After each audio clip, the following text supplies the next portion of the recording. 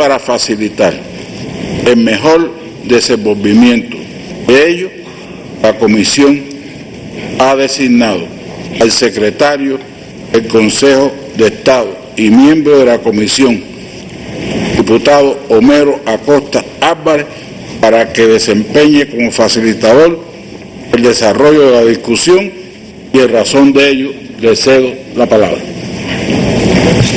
Bueno, muchas gracias, presidente.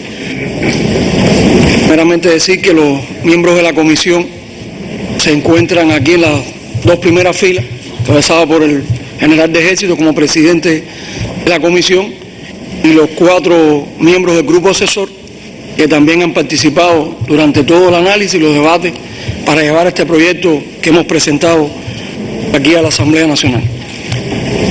Yo reitero la utilidad y lo provechoso que fueron los días de estudio de conjunto de la comisión con los diputados. Fructíferos intercambios, aclaraciones de dudas, y como colofón ayer tuvimos una jornada intensa de planteamiento de los diputados, aclaraciones que yo creo que indiscutiblemente contribuyen al debate que tenemos en estos días venideros. Vamos a comenzar con una información general sobre las características del proyecto. Podemos iniciar y explicar aquí las principales acciones realizadas para la elaboración del proyecto.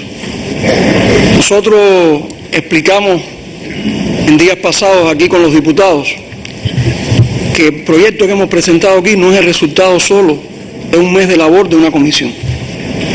Desde el año 2013, el Buró Político aprobó la creación de un grupo de trabajo para estudiar el impacto que tendría en el ámbito constitucional las medidas que habíamos ido adoptando como resultado del Congreso, el 6º Congreso del Partido y la primera Conferencia Nacional.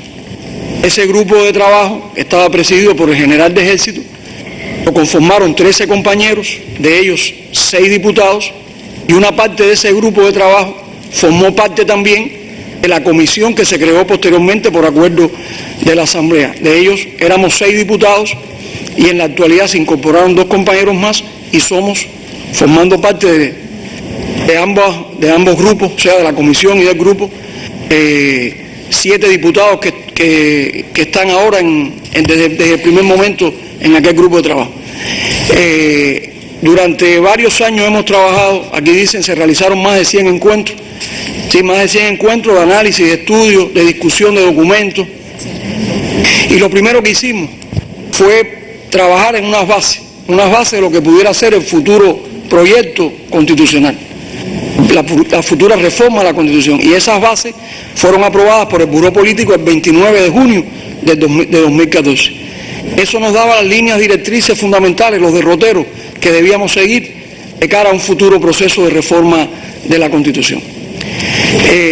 Por supuesto, esto conllevó estudiar cada uno de los documentos aprobados en el 6º Congreso y en el 7º Congreso del Partido y los derivados de la primera Conferencia Nacional, y sobre esa base también hacer los ajustes que correspondieran al texto constitucional, sobre todo en materia de los cambios del modelo económico y social, pero también en cuanto a los derechos de nuestro pueblo, en cuanto a los principios de la igualdad, en cuanto a los principios de justicia social que conforman el modelo, en los principios de nuestro socialismo, etc. También incluimos el estudio de una visita que se realizó a Vietnam y China con el objetivo de estudiar no solamente los procesos de renovación y reforma que han tenido lugar en esos países como referente, sino sobre todo el impacto que esos procesos habían tenido en el ámbito constitucional y en el ámbito jurídico. Era importante, 2 países que construyen el socialismo con sus características, que nosotros, que tenemos los mismos objetivos, estudiáramos esos procesos. No para copiarlo acríticamente, sino también estudiar qué de ello era positivo encontrar en nuestro caso. Por supuesto que tuvimos que realizar un amplio estudio de las constituciones del ámbito latinoamericano, en particular las constituciones que son, podríamos decir, las que han encabezado el liderazgo fundamental de lo que se llama el neoconstitucionalismo iberoamericano, que ahí incluimos la Constitución venezolana de 1999, la Constitución de Bolivia, la Constitución del Ecuador, lideraron los procesos revolucionarios que se llevaron en esos países y que sin lugar a dudas establecieron un grupo de conceptos renovadores en el ámbito del constitucionalismo de nuestra época y que también se avenían un poco a nuestro entorno geográfico. También estudiamos otras constituciones, los modelos de África, algunas de las constituciones africanas que también fueron desarrollándose en el tiempo, asiática, como le decía, de Vietnam, de China, europea y también de nuestro entorno, sobre todo porque hay que estudiar los modelos en la organización del Estado, en cómo se instrumentan los derechos, etcétera. No, y les reitero, para asumir lo que corresponde a nuestro sistema. Y unido a ello también tenemos que usar no solamente los textos constitucionales, sino también hemos estudiado una amplia literatura vinculada al derecho constitucional y otras materias afines. Este año nosotros hicimos una presentación de esos estudios al Buró Político los días 17 y 18 de febrero. Tuvimos dos sesiones de estudio con los miembros del Buró Político y durante 4 días el Buró Político discutió todos los resultados del estudio que habíamos tenido lugar. Y ahí se hicieron muchos aportes a lo que sería el futuro anteproyecto de la Constitución.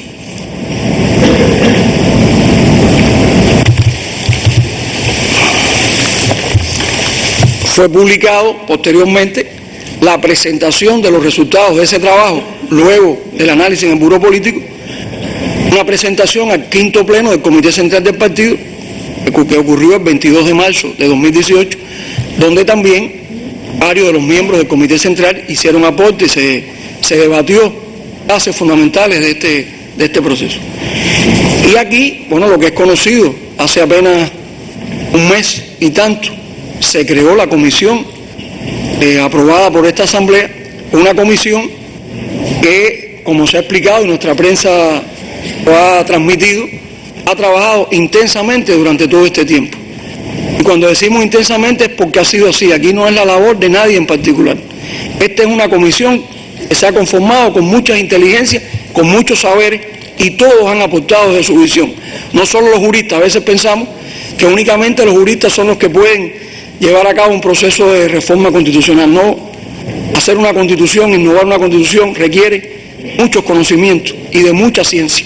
Y yo creo que la composición de la comisión ayudó mucho a que se tenga este texto que ustedes han recibido en estos días y han podido estudiar. Es un trabajo conjunto, un trabajo de mucha complejidad, de mucho debate. No todos los asuntos fueron unánimemente aprobados, hubo divergencias, hubo discusiones, como debe ser en un trabajo de esta naturaleza. Y lo que ha dado es que el resultado sea superior incluso al que nosotros teníamos previsto, habíamos analizado con anterioridad.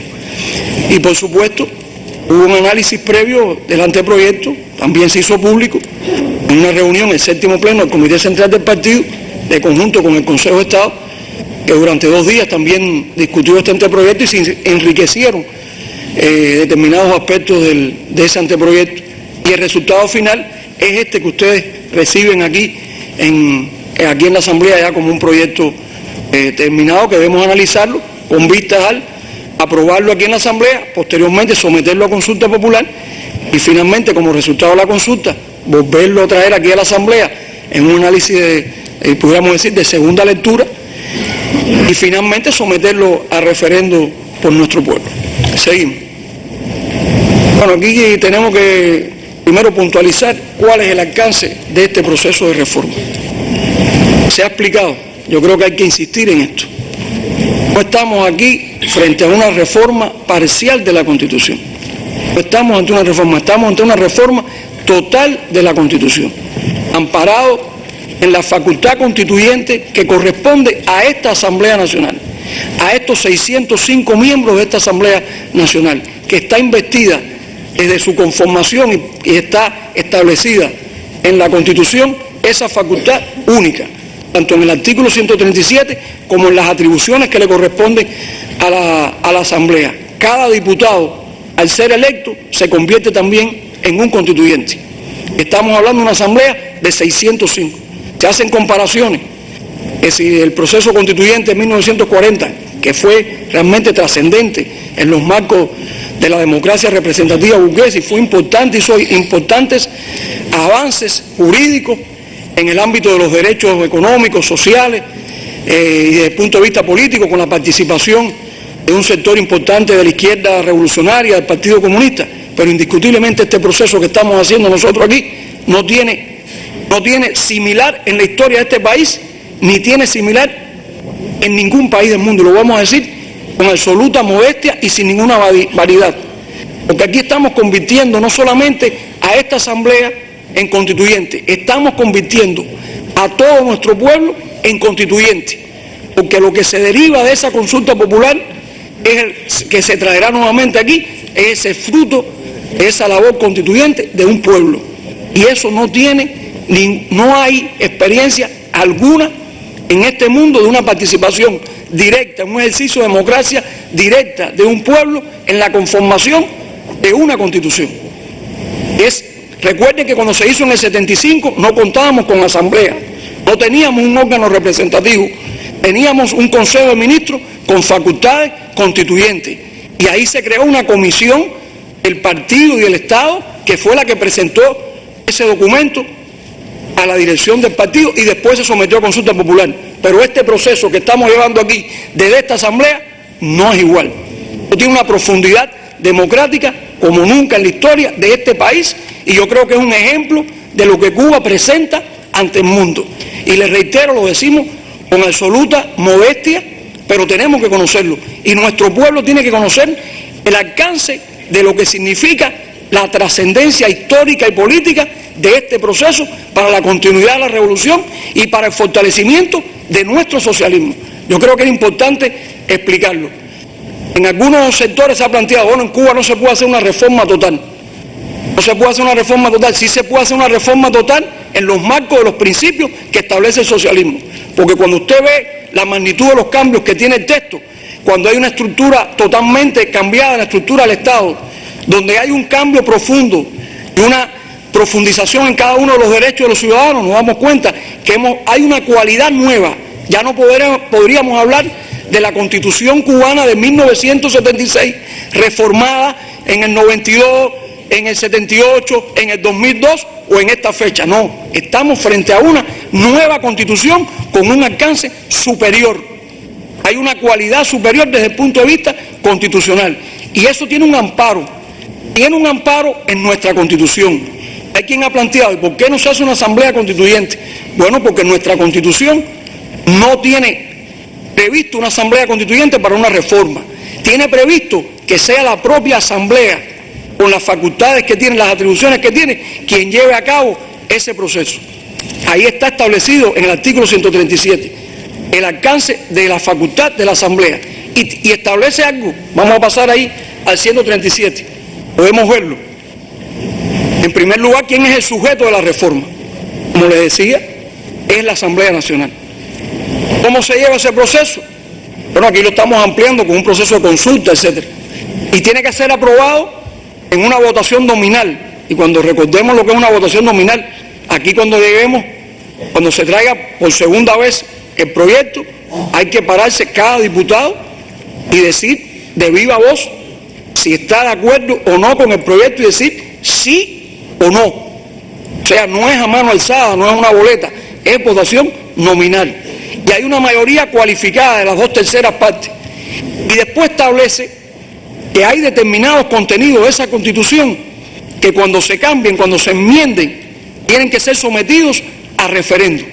Y aquí, como hay la trascendencia de esos cambios, de ahí la necesidad de que el proyecto sea sometido a referéndum. Y por último, algo muy importante, los llamados contenidos pétreos o las cláusulas de intangibilidad que establece ese artículo 137, que hemos respetado, por supuesto, en ese proyecto, que tiene que ver con el sistema político, social y económico revolucionario que nos hemos dado, que no se puede cambiar. Ese es inmodificable y eso lo hemos mantenido. Pero eso significa que no podemos hacer ajustes en nuestro modelo económico como hemos tenido que introducir.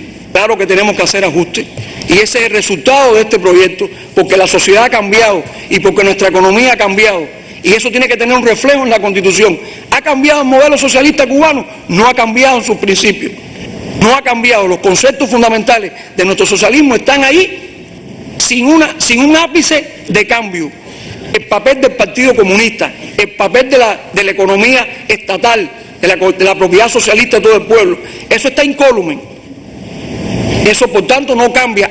Sí se necesita hacer una transformación en nuestro texto constitucional, porque estamos pensando en el momento actual y hacia el futuro, incluso cuando no esté la generación histórica, cómo tiene que funcionar ese país. Y yo creo que ese es el legado también de nuestra generación histórica hacia el futuro en el orden de la Constitución, por lo que significa un texto constitucional. Seguimos.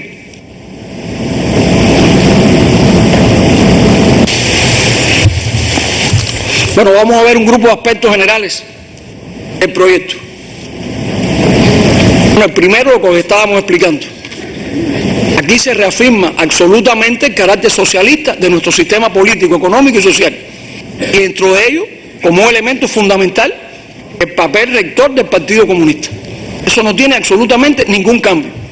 Por eso es que decimos, es una reforma total donde se mantienen principios inconmovibles. Estos son estos. Aquí hay una mención obligatoria al ideario, al pensamiento de nuestro líder histórico. Eso era un reconocimiento que tenía que hacer la Constitución. Por eso desde el principio están las ideas de Fidel. Y por eso está ahí el concepto de revolución de Fidel, que nos dejó y nos legó para siempre, para seguir la revolución cubana. Y por eso Fidel está ahí, y yo creo que está presente en todo el texto de la Constitución, aunque no se mencione, porque la obra de Fidel está incorporada a ese proyecto. Lo que les decía, se mantiene ese principio que es el tercero, la irrevocabilidad, la intangibilidad del sistema político, social y económico que nos hemos dado soberanamente. E igualmente hay otro contenido que está en el propio 137, que tiene que ver con las relaciones diplomáticas, económicas y políticas. En cualquier otro estado no se podrán negociar jamás bajo presión, agresión, coerción de una potencia extranjera. Eso se mantiene de forma similar a como está hoy en la vigente Constitución. Por supuesto, lo que estábamos diciendo, se preservan nuestros principios humanistas y de justicia social que caracterizan a nuestro sistema político. Aquí hay una novedad, esto que estamos diciendo. Le damos una mayor supremacía y una mayor normatividad a la Constitución, y eso se expresa de muchas formas. Se expresa de muchas formas cuando se le otorga facultades para amparar a los ciudadanos frente a la violación de los derechos, de la manera en que también se controla y la obligación que tienen los funcionarios, los directivos y todos los funcionarios públicos y los ciudadanos de cumplir con la Constitución, y es una obligación, y que toda la actuación del Estado tiene que hacerse conforme a la Constitución, como la norma de mayor jerarquía dentro del ordenamiento jurídico del país. Y yo creo que eso es importante, que la Constitución sea también una herramienta de defensa del sistema que no hemos dado. Y eso, yo creo que ahí está jerarquizado ese concepto de la Constitución dentro de la cima del sistema jurídico del país. Lo que estábamos hablando anteriormente. Hay cambios en el modelo económico, pero esos cambios en el modelo económico lo hemos discutido, lo hemos analizado con nuestro pueblo, lo hemos aprobado en congresos del partido. No se generan ahora fruto del actual de los constituyentes. No, se generan después de un amplio proceso de consenso durante estos años, análisis de los documentos fundamentales de los congresos del partido con nuestro pueblo. Y ese es el resultado. Eso que está aquí es una expresión de ese resultado y de esa consulta con la población. Aquí también yo creo que Cuba se convierte, con este último punto, en los pronunciamientos que hay a favor de la defensa del medio ambiente y la lucha por mitigar los efectos del cambio climático. Yo creo que Cuba se convierte en un abanderado de estos principios en el orden constitucional. No recuerdo y no creo que haya en estos momentos ninguna constitución en este mundo que tenga unos pronunciamientos tan firmes, una posición de principio como la que Cuba ha trazado, no solamente en la arena internacional, sino que lo ha dispuesto ya en un texto constitucional. Eso ratifica la voluntad de nuestro país, que se ha expresado en diferentes formas, pero ya alcanza una jerarquía superior al incorporarse al texto de la Constitución. Bueno, aquí está la estructura del texto, ya ustedes lo tienen. Son unos 224 artículos, son 87 más que el texto. Hay que decir, por eso le decíamos, de los 137 artículos que tiene el texto actual, 113 se modifican. Hay 113 que se modifican en una profundidad. Se incorporan cerca de 87 artículos y hay 11 que se eliminan del actual texto de la Constitución. Sobre todo los artículos nuevos están vinculados a las nuevas estructuras del Estado, están en el texto, y también en cuanto a los derechos, porque hay órganos nuevos y por tanto tienen que tener facultades, etcétera, y todos esos artículos se incorporan. Aquí lo que le explicaba. Lo otro tiene que ver con el lenguaje que tiene que utilizar un texto constitucional. Una constitución tiene que tener determinados principios en su lenguaje, respetando lo que significa un texto constitucional. Tiene determinados códigos en el lenguaje que corresponde, sobre todo por los contenidos. A veces aspiramos a que la Constitución recoja todos los aspectos de los derechos. Eso es imposible. La Constitución es un límite. La Constitución es una norma de contenido general, es una norma de contenidos mínimos. Su desarrollo está en otras normas posteriores, aunque por supuesto hay determinados contenidos esenciales en su texto que no se pueden variar. Pero no podemos esperar que desde la propia Constitución se resuelva todo el ámbito del derecho. Y por algo también que es muy importante que nosotros entendamos, es que la Constitución no puede estar enmendándose todos los días. No es un texto de cambio cotidiano, es una norma que exige por su contenido una estabilidad, una seguridad en su contenido, y por tanto tiene que tener un lenguaje que permita la flexibilidad en su interpretación y no rebasar esos umbrales que obligatoriamente nos llevarían a una reforma de la Constitución. Y por eso también hay que entender cuál es ese contenido, por qué no podemos incorporar todos los detalles que pensamos que debe llevarse al texto. Hay que buscar esa aplicabilidad, esa flexibilidad que estábamos explicando ahí en ese punto.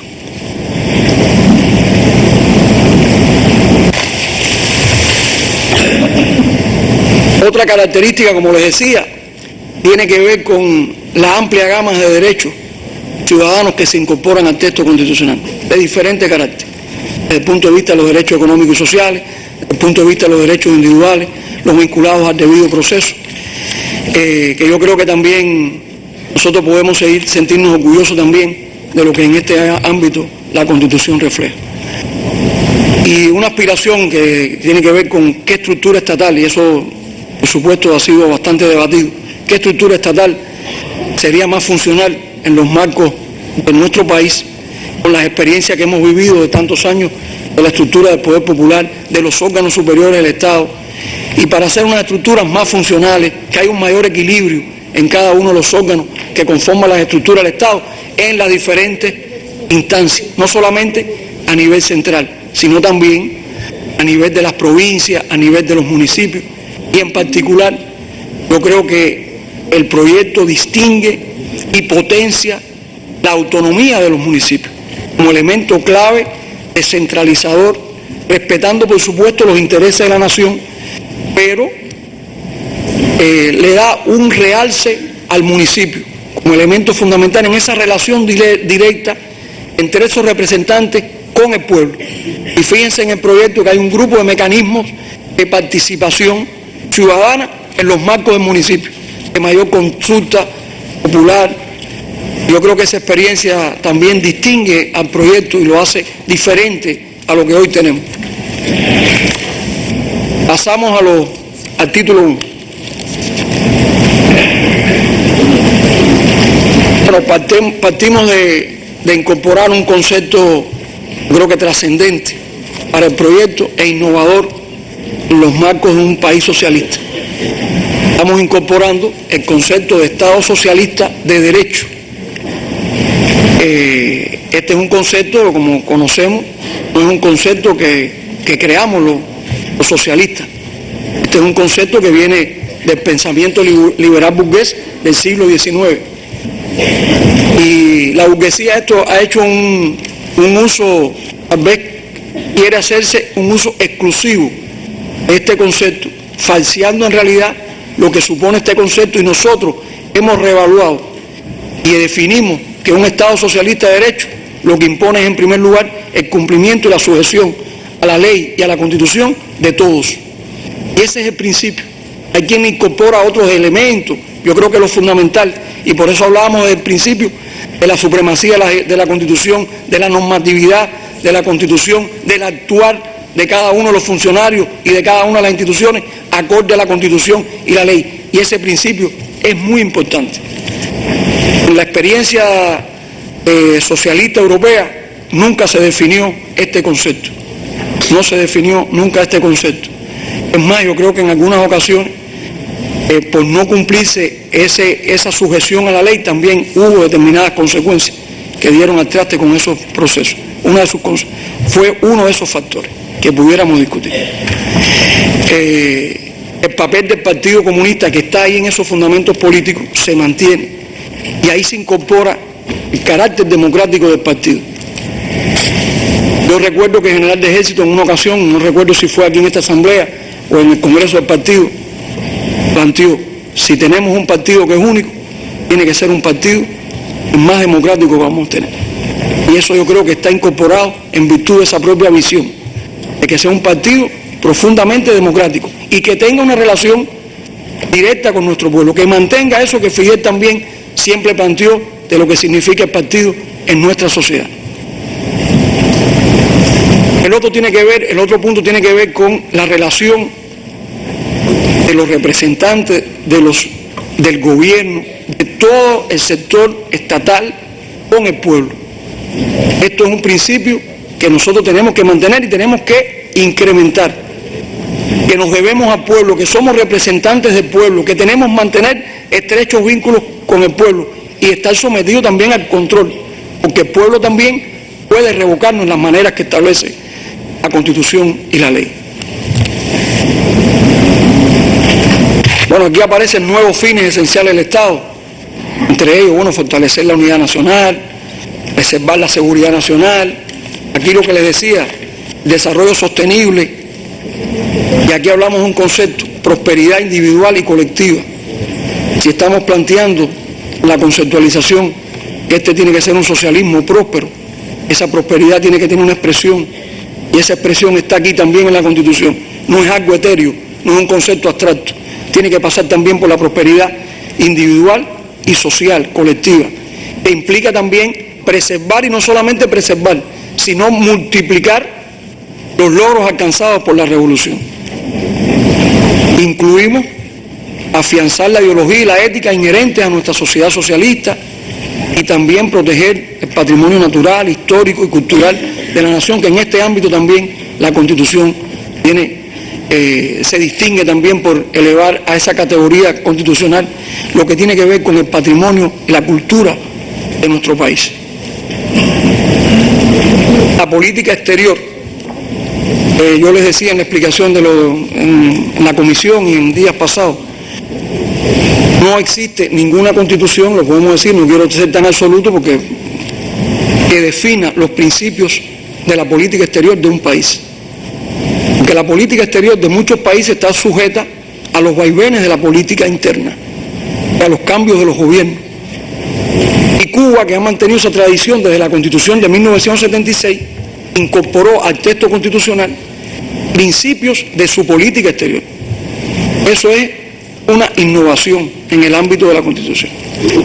Cuando nosotros trabajamos en el estudio del texto y comparábamos, teníamos una disyuntiva, eliminábamos ese concepto para parecernos a otros, dijimos, y fue unánimemente, yo creo que en la comisión establecimos que no, lo que teníamos que reformar, incorporar otros principios que habíamos hecho nuestros durante todos estos años en la arena internacional. Y ahí están, por ejemplo, el respeto al derecho internacional, la condena a toda forma de terrorismo, eso es una voluntad política expresada en disímiles escenarios. El rechazo a la proliferación y uso de armas nucleares, recuerde que Cuba está vinculada, ha ratificado en materia de no proliferación y uso de armas nucleares, yo creo que todos, no quiero ser absoluto, pero prácticamente todos los tratados internacionales vinculados a esta materia, incluido Tlatelolco y los demás que están en el Tlatelolco, en nuestras áreas geográficas, y el resto de los tratados de no proliferación. La defensa de los derechos humanos desde nuestra visión, ese también ha sido un elemento de lucha internacional, y nosotros hemos defendido los derechos humanos verdaderos, y lo hemos defendido, por eso nuestro pueblo lo conoce, no como se trata de utilizar, como se trata de tergiversar cuáles son los conceptos de los derechos humanos. Y por supuesto, se reitera la protección y conservación del medio ambiente y la lucha contra el cambio climático.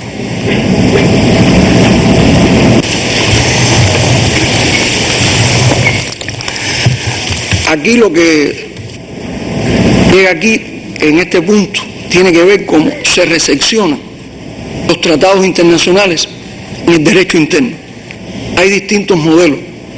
Cuando usted ratifica un tratado internacional, un instrumento internacional, en ocasiones eso no tiene ningún impacto en el ámbito del derecho interno. Pero hay ocasiones en que una convención internacional, un tratado, genera un cambio. ¿Cómo lo recepciona? ¿Qué se hace? Nosotros hemos asumido que desde el punto de vista de la ley se desarrollará la forma en que recepcionaremos esos tratados. La ley tendrá que definir cómo lo haremos. Hay países que lo convierten en leyes ordinarias y el Parlamento puede cambiar un tratado según modo, en otros tienen un rango constitucional y nosotros estamos instrumentando a través de la ley. Tiene que haber una expresión de voluntad posterior en el ámbito del órgano legislativo que asegure lo que está prescrito en esos convenios. Aquí el otro punto tiene que ver con ratificar un principio también de nuestra política exterior, que es promover la integración latinoamericana y caribeña, los sueños de nuestros próceres durante siglos de lucha por integrarnos frente a nuestro enemigo común. Y esto supone también que en un estadio superior tengamos que, en un momento, si se avanza, a veces esos procesos son difíciles, y hoy los estamos viviendo. Si en un momento determinado se avanza, podríamos incluso, en el ejercicio de la soberanía, pudiéramos crear un ente supranacional al cual habría que determinadas atribuciones pudieran delegarse. De ahí que se incorpora ese principio. Y dentro de esos fundamentos políticos, bueno, está todo lo que son símbolos de la nación. Nuestra bandera, que distinguen el Estado cubano. El reconocimiento de nuestras organizaciones sociales, nuestras organizaciones de masa, también nuestras formas asociativas, que también pasan los fundamentos políticos, y por supuesto el reconocimiento de la libertad religiosa, y se ratifica el Estado laico, un Estado que está separado de las instituciones religiosas. No hay ninguna iglesia de carácter oficial. Cuba no reconoce ninguna iglesia ni ninguna institución, y dentro de todas esas instituciones religiosas, todas esas creencias tienen igual consideración a los fines del Estado.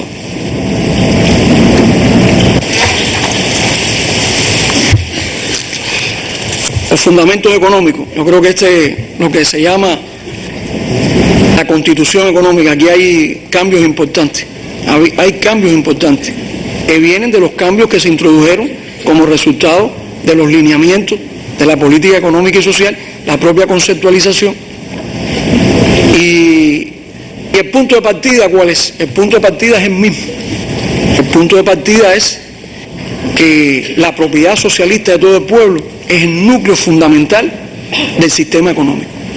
Y además, la dirección planificada y el papel del Estado en el control, la regulación de la economía. Estos son principios fundamentales que definen el sistema económico y definen a su vez el sistema político. Para que haya un verdadero socialismo, esos son principios trascendentales. Y eso se mantiene. También, como hemos incorporado determinadas formas nuevas, no se puede desconocer el papel del mercado. Pero lo fundamental es esa dirección planificada de la economía. Lo fundamental, lo que distingue el modelo, es la propiedad socialista. ¿Qué se incorporan? Bueno, otras formas de propiedad que no estaban reconocidas en la Constitución. En primer lugar está la propiedad socialista de todo el pueblo, está la propiedad cooperativa. Recuerden que la vigente Constitución solo hace referencia a las cooperativas agropecuarias y nosotros hemos comenzado como un experimento la cooperativa y en un futuro pudiera desarrollarse la cooperativa. La propiedad mixta en la actual Constitución solo está derivada de la inversión extranjera, derivada en que hay un capital extranjero y se conforma una empresa mixta con capital del Estado. La novedad es que esta propiedad mixta, y ustedes lo ven en el texto, la integran más de dos o más formas de esta propiedad. Por tanto, no tiene que ser obligatoriamente un derivado de una inversión extranjera. Puede haber una cooperativa con una entidad de la propiedad socialista de todo el pueblo, puede incluso ser con una privada. Ahí están las organizaciones políticas, sociales y demás. O sea, estos son asuntos que cambian no solo en el concepto de que incorporamos la propiedad privada, incorporamos también una manera diferente de la propiedad mixta. ¿Y por qué incorporamos la propiedad privada? Porque la propiedad privada, como resultado de los ajustes en nuestro modelo económico y social, existe. Hay quien ha planteado, incluso en las propias comisiones plantearon, y no se va a hacer referencia a la micro, pequeña y mediana empresa privada, y desde la comisión nosotros hemos planteado, no tenemos que extendernos en la manera en que se va a regular la propiedad privada, porque aquí estamos hablando de los fundamentos económicos y lo que hay es un reconocimiento de la propiedad. ¿Cuál va a ser su extensión? ¿En qué marco se va a desarrollar? ¿Cuáles son los límites de esa propiedad? Eso tenemos que desarrollarlo legalmente. Pero aquí hay un reconocimiento de la propiedad privada que no es, y hay que reiterarlo, no es el trabajo por cuenta propia. Estamos hablando de contratación de mano de obra. Y de los 500.000 trabajadores que hoy tenemos por cuenta propia, llamados por cuenta propia, hay cerca de 100.000 que están contratados. Y lo decíamos en la comisión, ya no es trabajo por cuenta propia, aquí hay trabajo por cuenta ajena. Y eso es propiedad privada.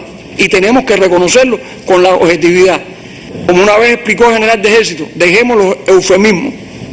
Esto es una realidad y tenemos que asumirlo. Y tenemos que regularla. Y por tanto ese es el principio. No tenemos que extendernos en el marco de la Constitución a decir cuál es el ámbito. Cuál es el ámbito y cuál es el alcance de esa propiedad privada. La ley lo definirá. Entonces eso es muy variable. A lo mejor decimos es la microempresa, es la mini empresa, la mediana, etcétera. Eso, la extensión de eso, la Constitución no lo puede desde aquí definir. Ahí había una duda, bueno, ¿cuáles son otras? Bueno, hay otras formas de propiedad que no son las principales, que no definen el modelo, pero la ley tiene que reconocerla. Por ejemplo, la propiedad de las fundaciones. Hay fundaciones en el país, hay asociaciones, pero esas no son las que distinguen el modelo económico, no es lo principal dentro del modelo económico. Pasamos. Bueno, aquí también respecto a la actual Constitución hay un cambio. En la actual Constitución hay una relatoría casuística de cada uno de los bienes que integran la propiedad socialista de todo el pueblo. Muchos de esos bienes son producto de los procesos de nacionalización que se hicieron al inicio de la revolución y otros son infraestructuras, medios de producción que se han ido creando en el desarrollo de la revolución. Nosotros desde la comisión consideramos que no había que repetir totalmente cada uno de esos bienes y lo que teníamos que definir cuáles eran aquellos que son los llamados de dominio público, que son los que tienen un carácter, ahí tienen que ver con el suelo, que tiene que ver con nuestras minas, nuestras vías de comunicación, que sí tienen un carácter absolutamente de dominio público. ¿Por qué? Porque hay otros bienes que son de dominio público que pueden ser gestionados de manera diferente, porque pueden darse en constituir una empresa mixta y no teníamos por qué relacionar absolutamente cada uno de esos bienes. Y porque además son bienes que tienen un alcance diferente a esos que pusimos en el primer plano. Está el tema de la empresa estatal. Y la empresa estatal Estamos hablando que es el sujeto principal de la economía. ¿Qué quiere decir que es el sujeto principal de la economía? Hemos visto por ahí determinados escritos, plantean, bueno, hay un privilegio de la empresa estatal, dentro de la estructura económica se privilegia la empresa estatal. No, la empresa estatal es el elemento fundamental de generador de la riqueza del país. Y esa es la razón por la cual es el sujeto principal de la economía. Durante la presentación del presupuesto el año pasado,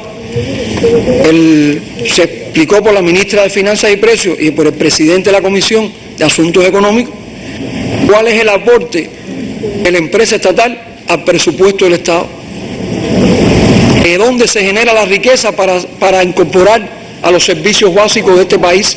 Bueno, eso en lo fundamental lo genera la empresa estatal socialista y lo generará, lo dice la Constitución, lo generará mayoritariamente nuestra empresa estatal socialista, que tiene que ganar en autonomía. Hay determinadas limitaciones, se conocen, hay quien dice, bueno, eso no se cumple.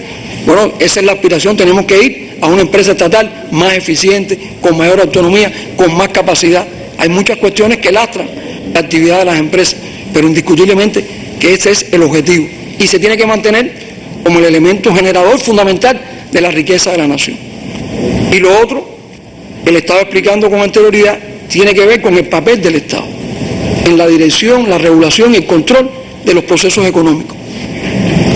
Cuando hoy en el mundo neoliberal lo que están planteando es que el Estado deje de intervenir en la economía, que el mercado regule la economía, nosotros estamos planteando la capacidad regulatoria de control y de dirección del Estado. Y eso también distingue a nuestro modelo político y económico. Y esa es la salvaguarda de la nación, el papel del Estado en la dirección y el control de todos los procesos económicos, con independencia de que hayan diferentes actores. Pero el Estado se reserva esa capacidad de control. No se puede renunciar a esa capacidad.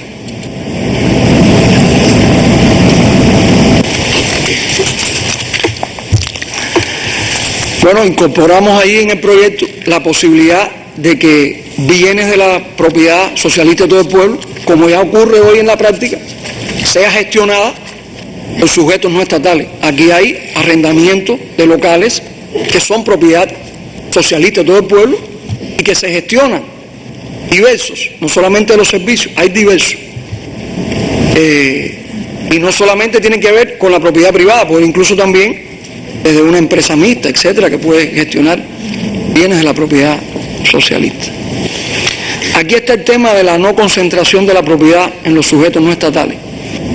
Y eso lleva de la mano, y esto ha sido discutido, muy discutido en la comisión, y se ha discutido también en estos días sobre el asunto de la no concentración de la riqueza.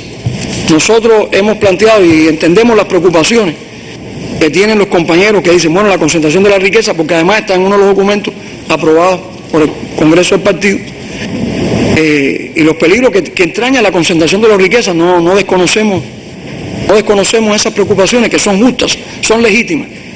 Aquí el problema tiene que ver con cómo se incorpora a un texto constitucional esa concentración de la riqueza. Eso es inalcanzable para una norma constitucional. Y porque además yo creo que los propios documentos del partido lo que proscribieron no es la riqueza. Y que eso también que tenemos que decir, no es la riqueza, porque la riqueza también se vincula a la prosperidad individual y colectiva de la que estamos hablando. Es la concentración, y la concentración hay que también limitarla por vía de la propiedad. Por eso es que porque la propiedad genera la riqueza. Es verdad que a veces eso es difícil de controlar, incluso por materia impositiva, porque bajo el principio de quien más gane, más tiene que aportar al fisco.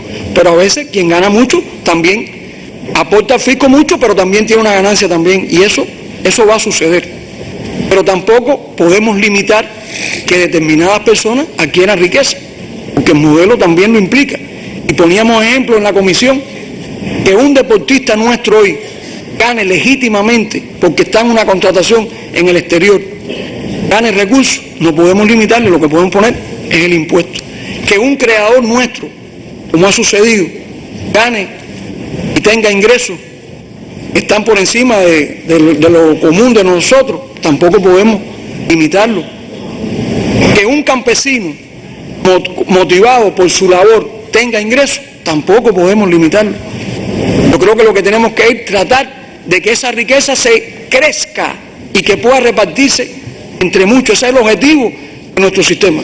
Pero incorporarlo como una limitación, la no concentración de la riqueza, nosotros nos parece que la Constitución no debe llegar hasta ahí. Yo creo que la manera en que estamos incorporando es la concentración de la propiedad, porque la riqueza es muy difusa. ¿Cuál es la riqueza? ¿Hasta dónde se alcanza la riqueza? Depende de las perspectivas diferentes. ¿Quién es rico o quién no es rico? Tal vez para que no tenga nada, algo elemental es una gran riqueza. Sin embargo, uno que tiene mucho, parece que no le alcanza con lo que tiene. Esas son las dicotomías que tenemos que enfrentar para el tema, que es un asunto que yo sé que hay una preocupación y que se ha expresado por los diputados, y les reitero, es justa, es lógica que esa preocupación exista, pero también tenemos que ver el alcance de la norma constitucional respecto a este asunto. Seguimos. La inversión extranjera. Bueno, el papel de la inversión extranjera, que está en los documentos del partido, que está en la Constitución. Y hay quien ha querido plantear que la inversión extranjera implica una desigualdad y una discriminación a los cubanos. Y lo hemos visto, que se discrimina a los cubanos porque se permite la inversión extranjera. Y lo que hay que decir es lo siguiente: no solo en un país socialista como el nuestro, en muchos países, y Cuba lo necesita para su desarrollo, se incorporan en muchas legislaciones la atracción de la inversión extranjera, porque es una necesidad. Y fíjense que ya no es un complemento, es un elemento importante del desarrollo. Y tenerlo ahí es una garantía. Tenerlo ahí es una garantía frente a los inversionistas. Que la Constitución reconozca la inversión extranjera es un elemento dinamizador, es un elemento que contribuye al desarrollo de la inversión extranjera, que hemos considerado todos, y yo creo que en eso no hay discusión, me parece, en que la inversión extranjera es necesaria, en algunos sectores imprescindibles, porque no contamos con todos los recursos, porque no tenemos toda la tecnología, porque no tenemos dominio del mercado, y las experiencias, en algunos casos yo creo que están ahí, palpables, son positivas también para el desarrollo, porque tenemos que hacerla bien, con control. Y eso no discrimina absolutamente a los cubanos. Incluso hemos incorporado, y hay que recordarlo, hemos incorporado ahí, entre las formas de propiedad, la propiedad privada. Y entre las fórmulas que pudiera tener una formación de una propiedad mixta, está también, la Constitución no lo limita. Depende después de una legislación, etcétera, pero la Constitución no lo limita. Que una propiedad privada pueda formar parte de una empresa mixta. Habría que verlo. Pero no podemos decir, la Constitución no establece un límite a eso. De modo tal que si en el futuro, un cubano, esos que tienen ingresos legítimos, a nosotros nos interesa que pueda invertir en determinado, la Constitución no lo limita. Y por tanto no puede decir que es discriminatoria. No lo es. No lo es. Y aquí, por supuesto, se pone el respeto al uso racional de los recursos y el respeto a la soberanía. Esos son principios que están incluso en la propia ley de la inversión extranjera.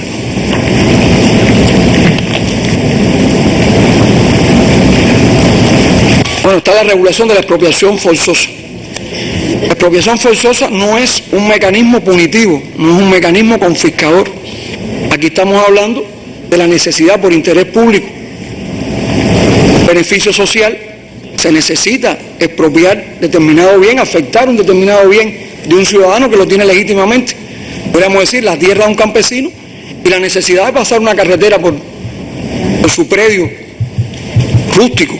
Y bueno, hay que pasar la carretera porque es un interés social, pero ese interés social hay que retribuir a ese campesino que ha sido afectado en su propiedad, y eso se refuerza. Eso está en la actual Constitución y se refuerza con las garantías de vida, etc.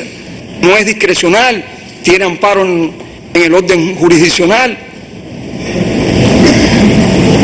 Aquí aquí hicimos un pronunciamiento en el otro punto que tiene que ver con el valor del trabajo.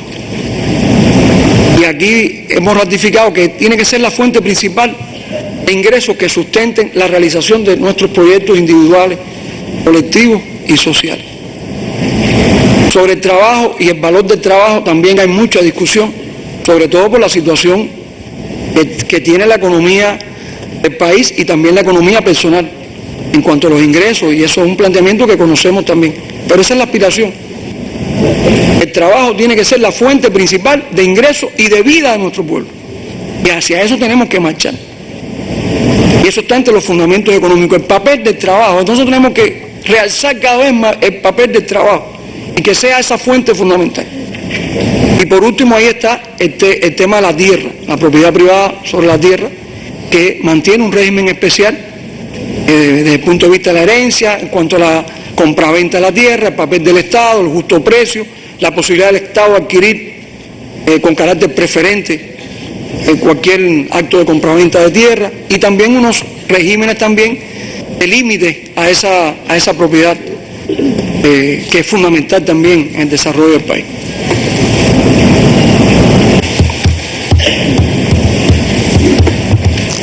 Ciudadanía, título 3. Bueno, el texto de hoy, texto vigente, establece un principio que es que, entre otros enunciados, que no aceptamos la doble ciudadanía, y además establece que cuando usted adquiera una ciudadanía extranjera, pierde la cubana. Eso, aunque no es automático, entrañaba un pronunciamiento que si fuéramos a aplicarlo en el sentido justo de la letra, tendríamos que decir que cientos de miles de cubanos que han adquirido, y se conoce, han adquirido ciudadanía extranjera, inmediatamente perderían la cubana. Frente a este dilema, que es una realidad, y hay que decir que en la historia constitucional cubana nunca nos afiliamos, ni en la Constitución del 40, ni la del 1, nunca los afiliamos, ni partimos de reconocimiento de la doble ciudadanía. Frente a este dilema, que es una cuestión práctica, se plantea en el proyecto una solución, es el llamado modelo de ciudadanía efectiva. ¿Qué implica este modelo? Que usted puede tener otra ciudadanía en otro país que se lo haya reconocido, pero cuando usted está en el territorio nacional de Cuba y frente a sus autoridades, usted es cubano, usted tiene que presentar su pasaporte y está sujeto a todas las obligaciones de un cubano, y no nos interesa si usted tiene otra ciudadanía de cualquier otro país. Ese es el principio. O sea, ampliamos esa capacidad de asumir el respeto a otra ciudadanía en el exterior, fuera de frontera, pero cuando se está en el territorio nacional se es cubano, a menos que usted esté privado de la ciudadanía, usted por vía de renuncia se apruebe una renuncia, etc. Pero mientras usted mantenga esa condición, usted está sujeto a esa condición en el territorio nacional.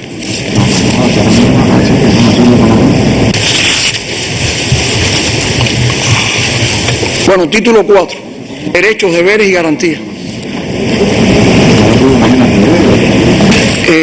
Una característica de este título es que hemos pretendido, creo que poco lo hemos logrado, es concentrar en un mismo título grupo de derechos que están hoy dispersos en la vigente Constitución. Usted puede encontrar un derecho en los fundamentos políticos, lo puede encontrar en el sistema electoral, lo puede encontrar en varias partes del contenido de la vigente Constitución. Y buscamos incorporarlos todos, concentrarlos, incorporar un régimen de garantía superior de los ciudadanos frente a cualquier violación que pueda haber por una autoridad, por alguien que, incumpliendo lo que está establecido, viole un derecho de los ciudadanos. Aquí hemos tenido que estudiar también todos los tratados internacionales en materia de derechos humanos. Cuba ha ratificado, en lo que Cuba ha expresado una voluntad de incorporar algunas de esas cuestiones al texto constitucional. Seguimos.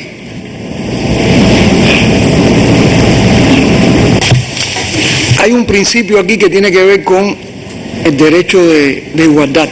Ayer se discutió, está en el artículo 40, creo que es el 40, que tiene que ver con la igualdad de los ciudadanos frente a la ley, en primer lugar, que tiene que ver con la no discriminación, que tiene que ver con la no discriminación por un grupo de características, y ahí se han incrementado los elementos de no discriminación. Ahí está lo de género, identidad de género, orientación sexual, discapacidad también se incorpora, y se mantiene el principio de cualquier otro que sea lesivo a la conducción humana, la dignidad, etc. Pero yo creo que también ahí, en ese artículo, yo creo que se refuerza el derecho de igualdad y se refuerzan los principios frente a la discriminación. Que también la Constitución define que quien discrimine por estas razones también puede ser objeto de punición, su conducta. El otro punto tiene que ver con esa capacidad que tiene el Estado de ir educando a nuestro pueblo en los principios de la igualdad y además en ir creando esas condiciones necesarias para equilibrar los más desfavorecidos, y con eso no actuamos desigualmente, porque tenemos que actuar frente a la desigualdad, tenemos que actuar de manera diferente. Y alguien que está desfavorecido, no con eso estamos diciendo que discriminamos al que no tiene ese problema, no, lo que queremos es adelantar, se equilibre y haya mayor equidad. Es un principio de la justicia social y el humanismo que caracteriza a nuestro sistema político, económico y social. Y ahí incorporamos la protección a los adultos mayores, a los adolescentes, a las personas con discapacidad.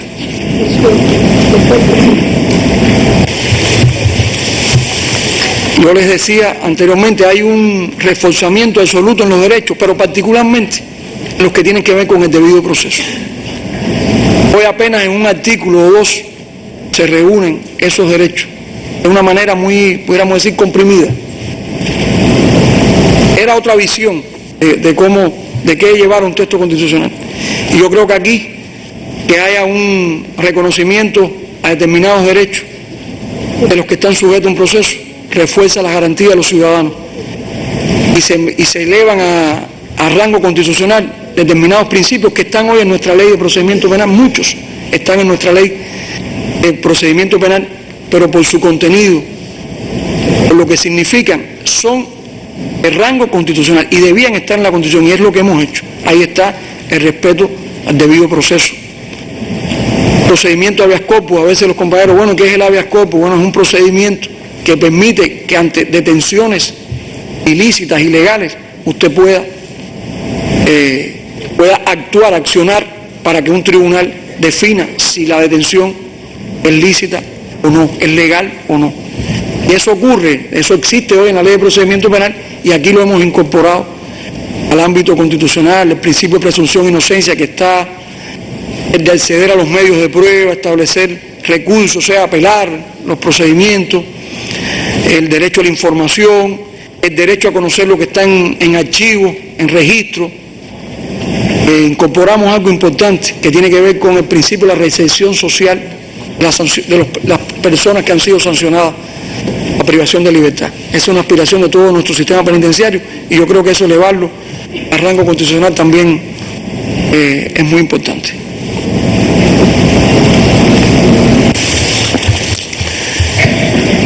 Bueno, se mantiene el derecho de las personas a participar en la vida cultural, artística de la nación, respeto a la imagen, la dignidad, al honor, quiere decir que no hayan intromisiones en ese aspecto más privado de las personas, a la libre disposición de la propiedad con los límites que lógicamente se tienen que disponer, el derecho al agua, que como le explicaba ayer, son derechos progresivos.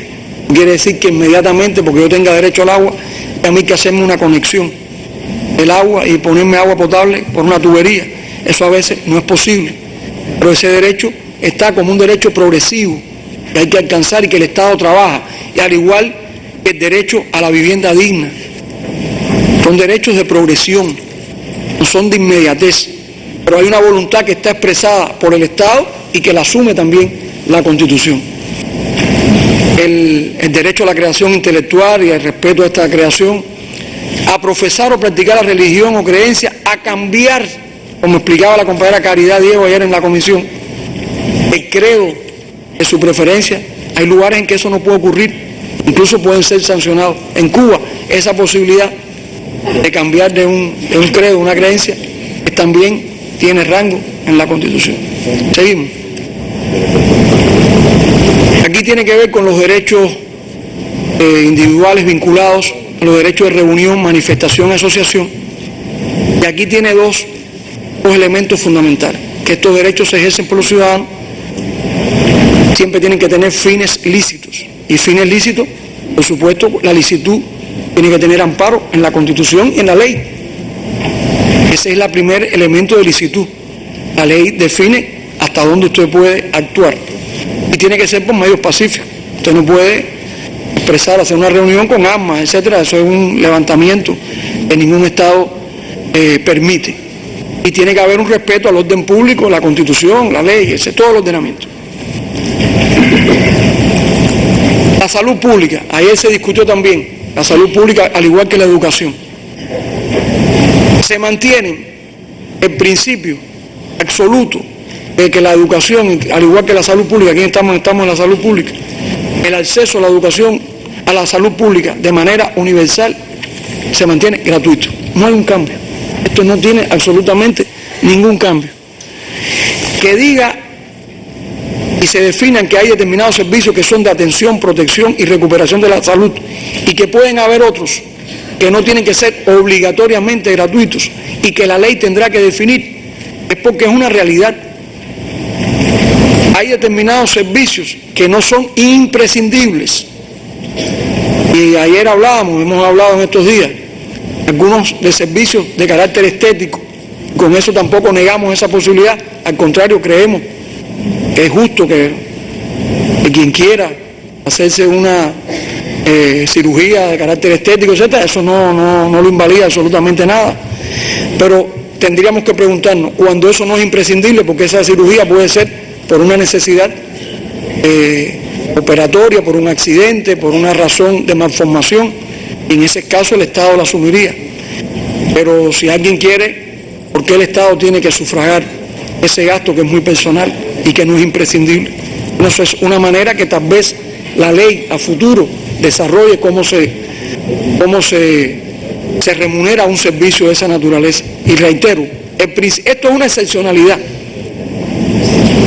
Lo normal y el principio se mantiene. La salud pública es gratuita, universal, acceso total que tiene nuestro pueblo. Y es una reivindicación, es un derecho conquistado que no se modifica para que no haya malas interpretaciones. Eso no se cambia. Existe esa posibilidad y esos modos. Y también respecto a determinados sujetos que hoy ya existe esa posibilidad, sufragan los servicios. Eso está. Y eso tenemos que reconocerlo también en la Constitución. La educación, el principio es el mismo, pero ahí se precisa que es gratuita desde el preescolar hasta la enseñanza universitaria de pregrado. La pregunta ¿es que los posgrados se van a remunerar? No todos. La ley definirá en aquellos casos en que algún servicio de posgrado, como ya ocurre hoy, no para los cubanos, sino para servicios extranjeros, y también a futuro pudiera ser para cubanos, que determinados servicios de posgrado, cuando no sea tal vez un interés del Estado.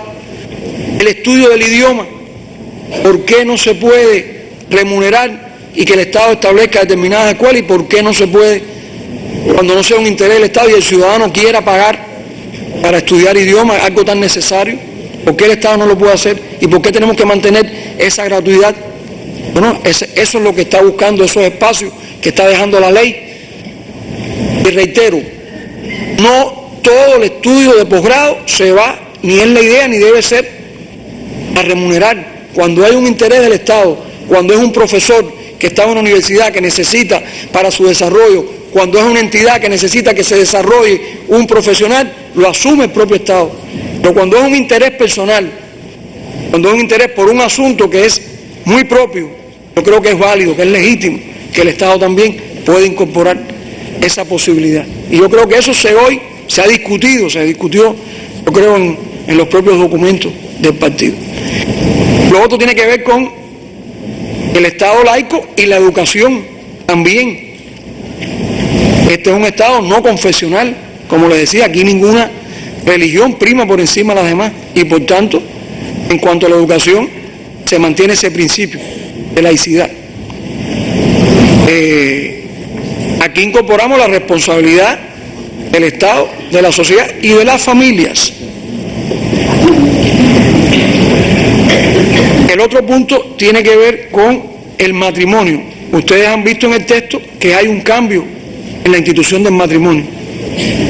Hoy la Constitución define que es la unión concertada voluntariamente entre un hombre y una mujer. El texto se aparta de esa concepción y plantea que es entre dos personas.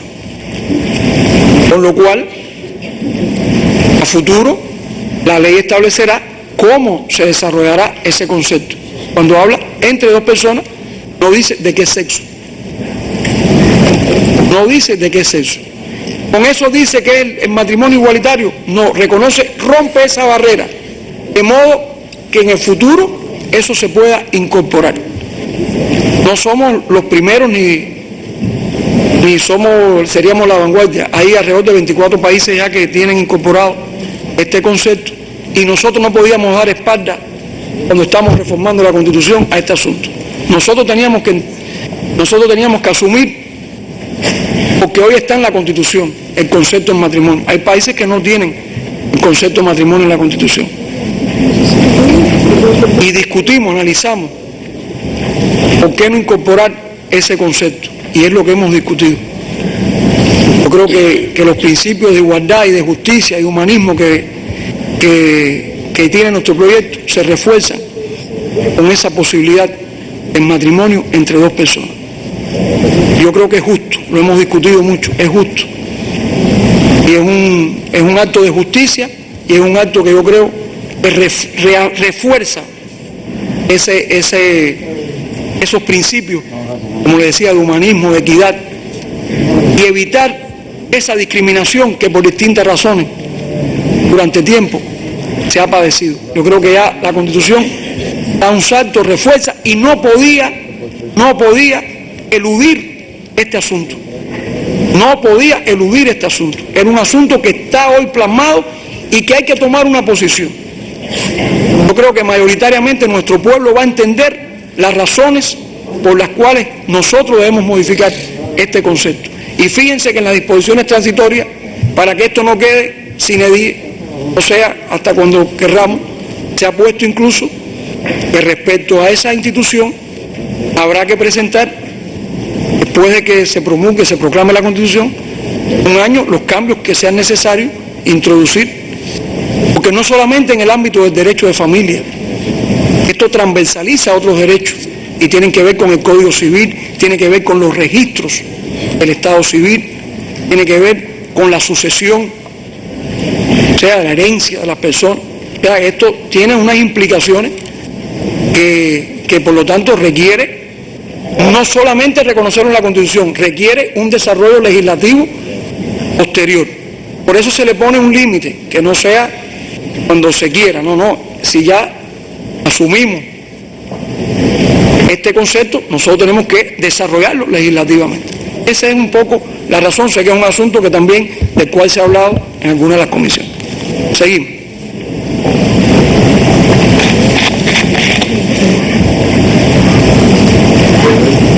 Aquí tiene que ver con lo que habíamos hablado, el derecho a un empleo digno. Y el principio de igual salario por trabajo, igual valor, que también ha suscitado determinadas dudas en los compañeros. Tiene que ver con instrumentos internacionales en los que nosotros somos parte, pero genera indiscutiblemente algunas dudas. Recuerden que aquí funcionamos mayoritariamente, y está en el texto, el principio de distribución socialista, cada cual según su capacidad, cada cual según su trabajo. Y aquí está el tema también del empleo digno. También se discutió, bueno, todos los empleos son dignos. Hay determinadas convenciones internacionales que definen determinados empleos que no son dignos o decentes.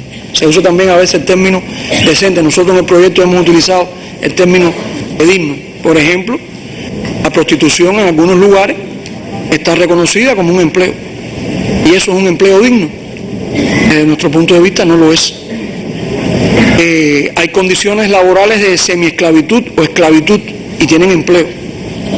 Y eso no es empleo digno. Eso está proscrito en los tratados internacionales. Y eso es un poco lo que refleja el texto constitucional. El otro principio que ya está en el Código de Trabajo es la prohibición del trabajo de niños, niñas y adolescentes.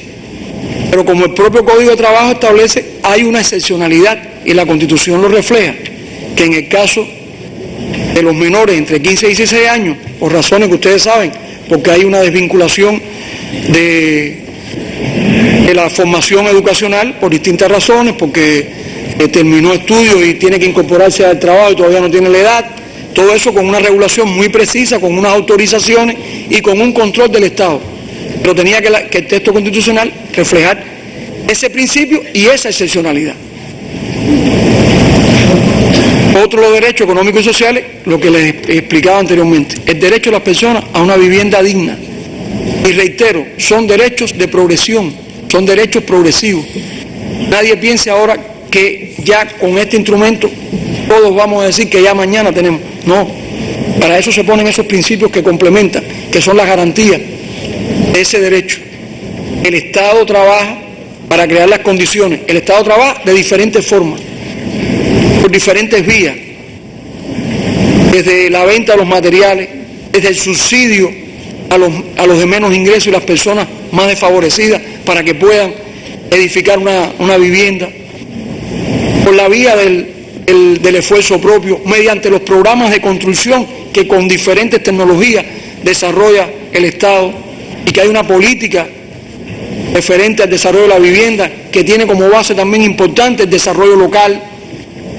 Yo creo que esas son las maneras en que podemos ir haciendo efectivo ese derecho, que no es de un día, necesita también de un desarrollo, pero hay una voluntad, y esa voluntad está expresada en ese texto, y explica además las formas en que podemos cumplir con ese precepto.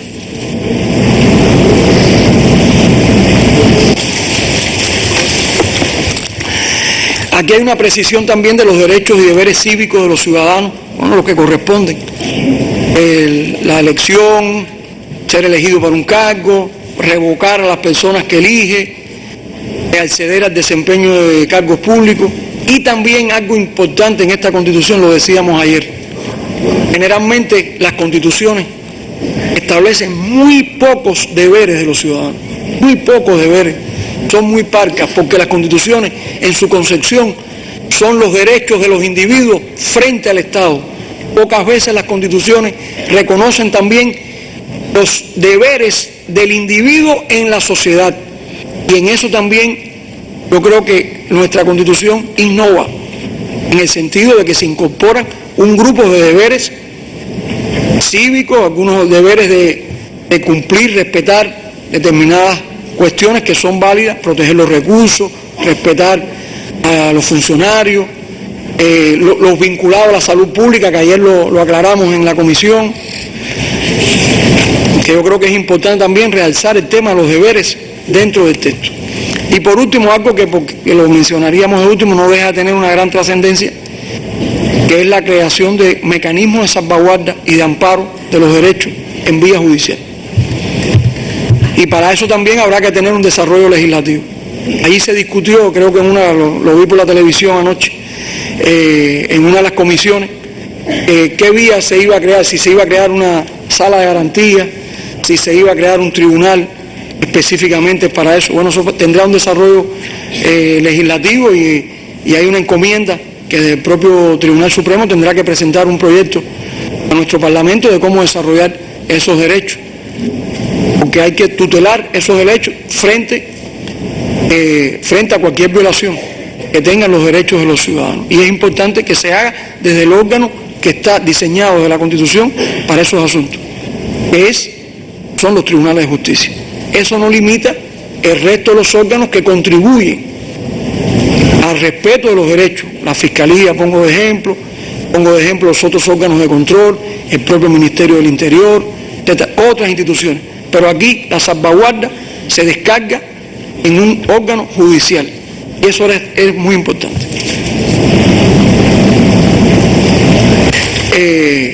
Por último, todos los derechos tienen que tener una limitación. Cualquier Estado tiene que establecer límites al ejercicio de los derechos. Y aquí hemos incorporado unos límites que son generalmente los que se aceptan universalmente como límites normales en los ejercicios de los derechos.